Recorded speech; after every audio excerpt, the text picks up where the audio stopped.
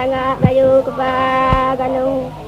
Ramadi malu kasida iya ke baru datai terumah tanyai kami sila gue lanai apa ma nyamai oh udah apa malu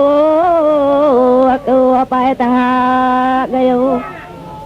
sama di ngari ke rumah dire empo dati ke kita orang bertai datai ini apa emangnya dini aleh ka malu kenya ini tengah gayu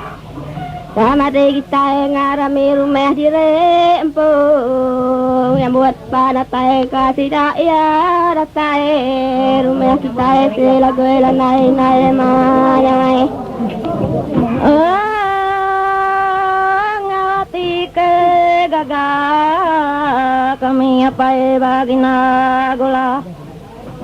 kami narima kita datai bateng kala gue rina utai nadai ada pakai ni apa emangnya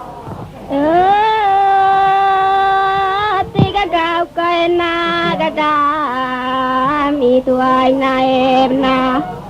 utai tempat gadininya ale kira kai tidak ya nak mendak pangarinta kita ni na emangnya